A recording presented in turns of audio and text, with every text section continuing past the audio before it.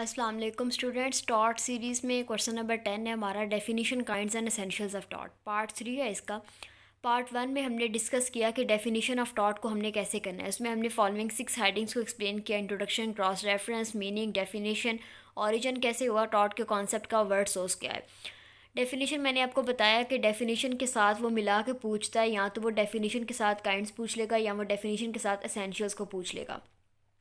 Part 2 में हमने discuss किया कि अगर वो डेफिनेशन के साथ एसेंशियल्स को पूछेगा तो आपने पहले 4 पेजेस पे डेफिनेशन को एलेबोरेट करना है विनफील्ड और सेलमन की थ्योरी के साथ, और अगले जो 6 पेजेस हैं उनमें आपने एसेंशियल्स को डिस्कस कर देना है।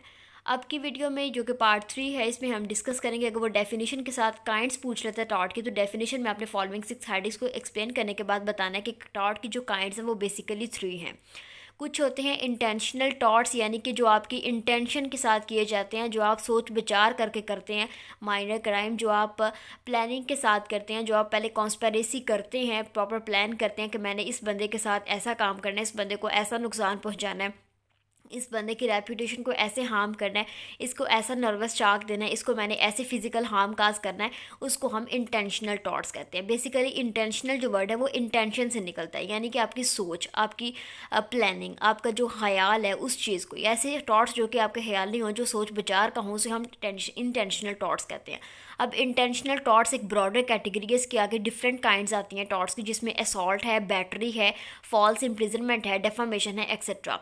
असॉल्ट हमने डिटेल वीडियो बनाई हुई है। असॉल्ट में आपने उस सारे असॉल्ट के जितने इंग्रेडिएंट्स आते हैं, यानी कि शो ऑफ फोर्स होती है, अगर कोई बंदा आपको डराता है, धमकाता है, धमकी देता है, ब्लैकमेल करता है, उसको हम असॉल्ट कहते हैं। जिसके अंदर कोई भी फिजिकल टच नहीं होता, कोई आपकी बॉडी को टच नहीं करता, लेकिन टच किए बगैर आपको ख़तरा धमकाता है, इस तरह से आपको आगे आपका इशारा करता है कि जैसे वो आपको टच करने वाला है, उसे हम असॉल्ट कहते हैं।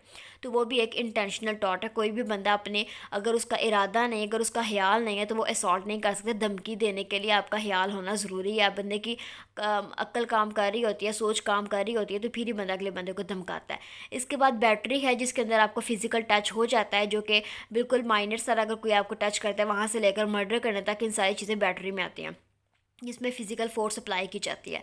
तो बैटरी में भी इंसान की इंटेंशन शामिल होती है, इसे इसलिए भी इंटेंशनल टॉट्स कहा जाता है। उसके बाद फॉल्स इम्प्रिजनमेंट है, इस पर भी डिटेल वीडियो हम बना चुके हैं। फॉल्स इम्प्रिजनमेंट होता है अनलॉफुल डिटेन करना, किसी पर्सन की लिबर्टी के ऊपर रेस्ट्रेंट काज करना, किसी भी एक्सक्यूज़ के बगैर, किसी भी लॉफुल जस्टिफिकेशन के बगैर, उस बंदे की कॉन्सेंट के बगैर उसको कन्फाइन कर देना, किसी पर्टिकुलर एरिया में उसे बाउंड कर देना कि वहाँ से वो ना जा सके, उसे हम फॉल्स इम्प्रिजनमेंट कहते हैं। तो जब आप किसी पर्सन को कैद करते हैं तो उसमें भी आपकी इंटेंशन शामिल होती है, इसे हम इंटेंशनल टॉट्स कहते हैं। इसी तरह डेफामेशन है, यानी कि किसी की इज्जत को पामाल करना, किसी को डिफेम करना, उसकी रेपुटेशन को हार्म काज करना। तो इसमें भी इंसान की इंटेंशन शामिल होती है, उसे पता होता है कि वो क्या काम करने जा रहा है, तो फिर इसको हम इंटेंशनल टॉट्स वाली कैटेगरी में करते हैं। सेकंड जो ब्रॉडर है इसका काइंड है टॉट की, वो होते हैं नेग्लिजेंट टॉट्स, यानी कि वो टॉट्स जो कि आप लापरवाही में करते हैं। आपकी इंटेंशन तो नहीं होती ऐसा करने की, लेकिन आप थोड़ी सारी लापरवाही में, थोड़ी सारी सुस्ती की वजह से, थोड़ी सारी आलसीपन की वजह से, थोड़ी सारी काहली की वजह से आप अगले बंदे को हार्म काज कर देते हैं। इसमें डिफरेंट काइंड्स आती हैं, यानी कि जैसे कार एक्सीडेंट्स होते हैं। अब रोड पे जितने भी एक्सीडेंट्स होते हैं उनमें इंसान की इंटेंशन नहीं होती। कोई भी इंसान कार चलाते हुए ये नहीं सोचता कि मैंने किसी का एक्सीडेंट काज करना है या मैंने किसी की प्रॉपर्टी को नुकसान पहुंचाना है, लेकिन वो कुछ सरकमस्टांसिस ऐसे बन जाते हैं, कुछ अनलॉफुल तरीके, अगर वो स्पीडिंग ज़्यादा कर लेता है या फिर वो कुछ सिग्नल ब्रेक कर लेता है, उससे ब्रेक्स उसकी फेल ना कि फिर भी वो ड्राइविंग कर रहा है, उसके पास लाइसेंस नहीं है, उसको चलानी नहीं आती गाड़ी, तो ये डिफरेंट सरकमस्टांसिस, डिफरेंट फैक्ट्स की बेस पे उसकी इंटेंशन तो नहीं होती, लेकिन कुछ सरकमस्टांसिस, फैक्ट्स ऐसे बन जाते हैं, हालात ऐसे बन जाते हैं कि उससे वो टॉट कमिट हो जाता है, एक्सीडेंट हो जाता है, तो उसे हम नेग्लिजेंट टॉट्स कहते हैं। इसी तरह स्लिप एंड फॉल है, यानी कि कोई इंसान गलती से कोई काम कर दे, किसी को नुकसान पहुंचा दे, किसी को हार्म काज कर दे, उसको हम नेग्लिजेंट टॉट में कंसीडर करते हैं। इसी तरह मेडिकल मेल प्रैक्टिस है, हर डॉक्टर की ये ड्यूटी है, हर नर्स की ड्यूटी है, वो ध्यान से, बिल्कुल केयर के साथ, ड्यू केयर के साथ, अच्छी रिस्पॉन्सिबिलिटी के साथ अगले बंदे को ट्रीट करे, उसकी ये लॉफुल ड्यूटी है। लेकिन अगर वो लॉफुल ड्यूटी को पूरा नहीं करता, वो लापरवाही में काम करता है, तेज़ी से चीज़ें करता है, उसे समझ नहीं आती, उसे वो आइडेंटिफाई नहीं कर पाता डिजीज़, लेकिन फिर वो अगले बंदे को मेडिसिन दे देता है जो कि रॉन्ग है, अगले बंदे की तबीयत ज़्यादा ख़राब हो जाती है। तो ये सब चीज़ें आपकी नेग्लिजेंट टॉर्ट्स में आती हैं।